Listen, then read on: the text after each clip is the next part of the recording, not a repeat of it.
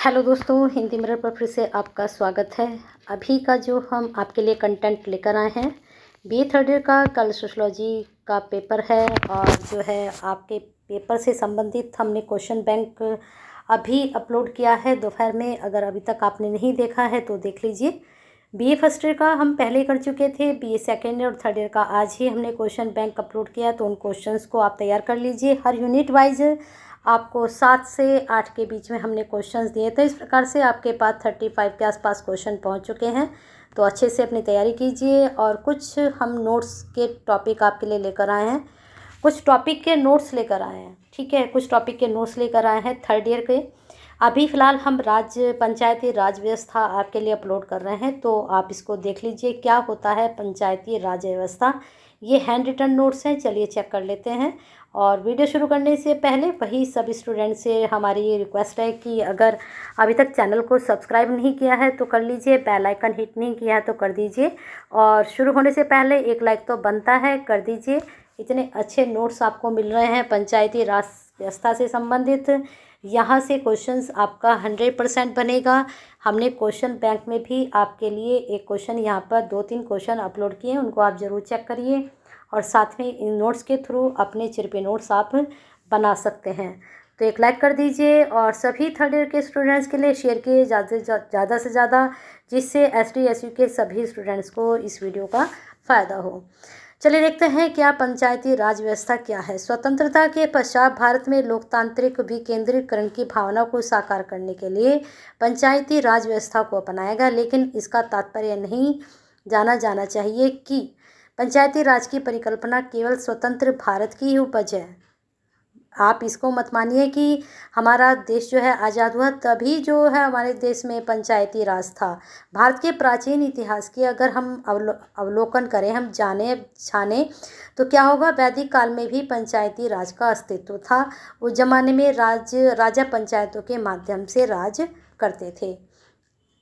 ग्राम के प्रमुख जो थे उस समय ग्रामीण कहा जाता था, तथा ग्रामीणी ही पंचायती का प्रमुख कार्यकर्ता होता था।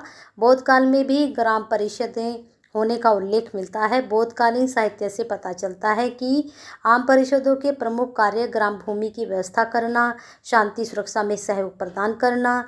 स्मृति ग्रंथों से पंचायती राज है उनका उल्लेख मिलता है। तो इतने से पैराग्राफ का कहने का मतलब है, वैसे हमारे देश में जो पंचायती राज आज़ाद होने के बाद लागू हुआ, लेकिन उससे पहले भी हमारे देश में पंचायती राज था।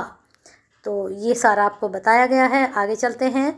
फिर भी यह अवश्य है कि वर्तमान पंचायत राज की कल्पना स्वाधीनता संघर्ष के दौरान सजोई गई थी। महात्मा गांधी के स्वराज्य के अवधारणा में पंचायती राज व्यवस्था की परिकल्पना निहित हुई थी। जब भारत में स्वतंत्रता पश्चात संविधान किया, तो राज्य के निर्देशक जो नीति निर्देशक तत्व है हमारे, पंचायती राज की धारणा को बहुत महत्वपूर्ण स्थान दिया गया। उन नीति निर्देशक तत्वों में अनुच्छेद 40 में लिखा गया कि राज्य ग्राम पंचायती की स्थापना के लिए आवश्यक कदम उठाएगा और उन्हें ऐसी शक्तियां व अधिकार प्रदान करेगा जो उन्हें स्वायत्त शासन की इकाई के रूप में कार्य करने में सक्षम बनाने के लिए आवश्यक हो।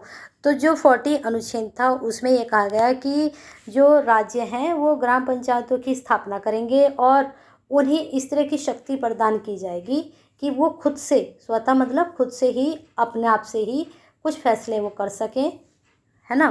तो इस रूप में यहाँ पर इसको बताया गया है। फिर आगे है पंचायती राज व्यवस्था अपनाए जाने के सिद्धांत। बहुत अच्छा टॉपिक है, बन सकता है एग्जाम में।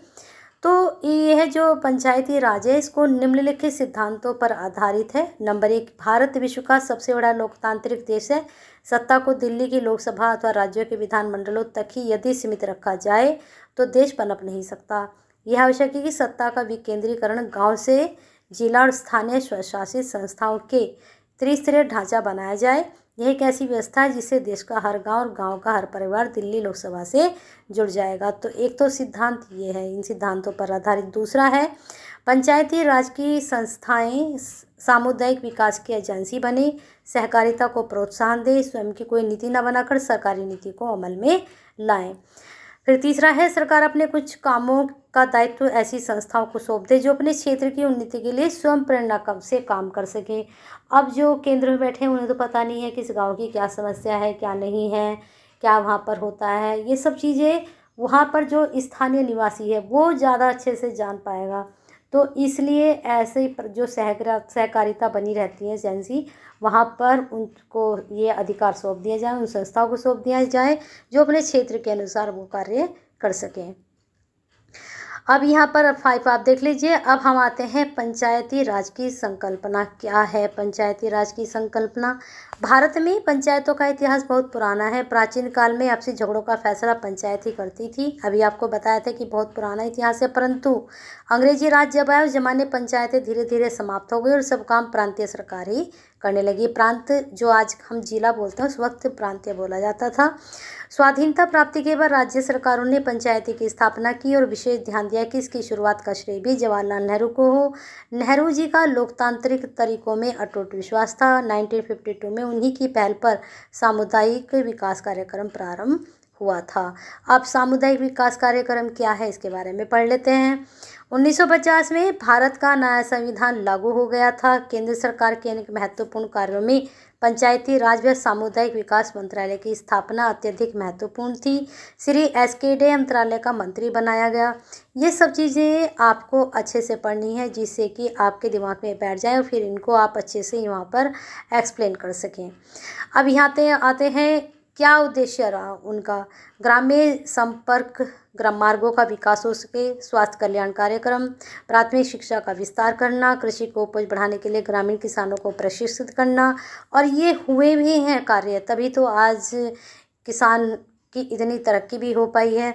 ग्रामीणों को विभिन्न क्षेत्रों में प्रशिक्षित कर आय व आत्मविश्वास बढ़ाना, उनकी आय भी बढ़ाना और उनको आत्मविश्वास बढ़ाना। ऐसे करके यह प्रयास करना कि स्वयं ग्रामीण जनता विकास एवं कल्याण कार्यक्रम में आगे आए तथा सरकारी तंत्र के सहयोग से कार्य करे। तो ये सारे कार्य बहुत अच्छे हैं और इन पे वर्क भी हुआ है जिसके रिजल्ट बहुत अच्छे भी आए हैं। आगे है बलवंत राय मेहता समिति का प्रतिवेदन, बहुत इंपॉर्टेंट है। अलग से भी आपसे ये प्रश्न बन सकता है, पूछा जा सकता है इसके बारे में।